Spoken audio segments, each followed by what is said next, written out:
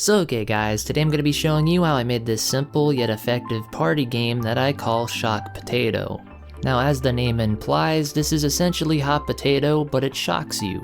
And if you're wondering whether or not this is a unique idea, I decided to do some research into it after I made it, and it turns out it is not. Other people have done it before, I figured. However, for my first revision of this, or my first try at it, I gotta say it came out pretty good.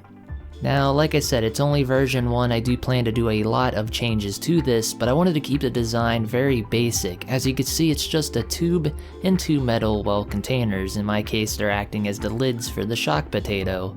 So with that said, you could essentially just get a PVC pipe, the same kind of containers or different containers that fit your PVC pipe, glue it all together and build your own, all without a 3D printer.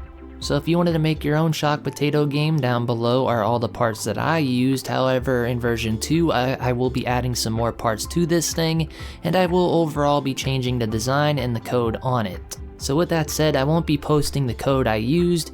It's just a simple non-looping code that will only go like 5 times and stop. It will shock you every 5 to 35 seconds, so you'll have time to toss it around, and some unlucky person will get shocked by it for a total of, I'd like to say, 3 seconds. That's if you can even hold on to it that long.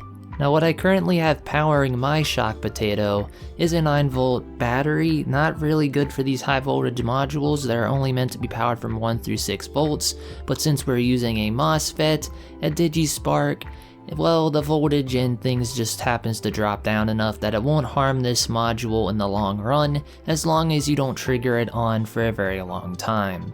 But yeah, overall it's a very simple build. So simple, in fact, I built this in the night before I had a lot of friends over, and they were surprised to see I had it done so quick. It only took me about an hour to get together, maybe an hour to print the tube. Now I won't be going over the whole build process because I do plan to revise this thing in a future video. However, for the sake of this video, I will open it up and I will have a diagram on screen kind of explaining what I did here.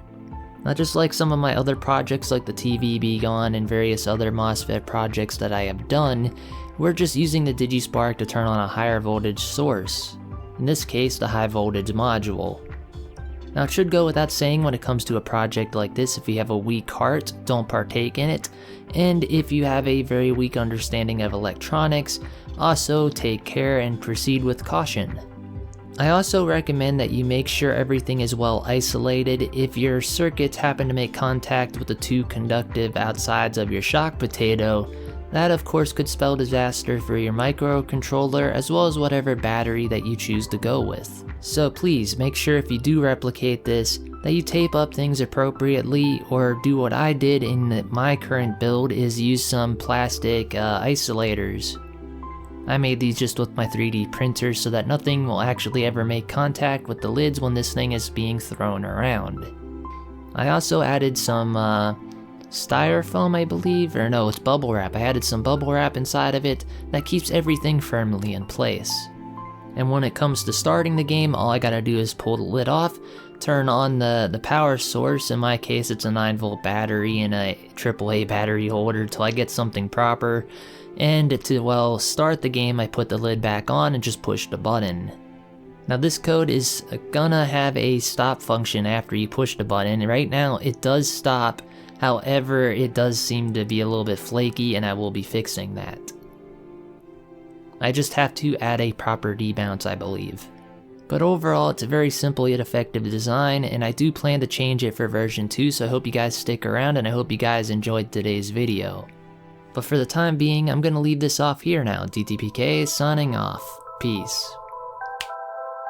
You're wondering, yes, it's a MOSFET just like any other regular MOSFET. Essentially what I described is a MOSFET built inside the case. As you can see, I was getting a little bit too ambitious with this project, and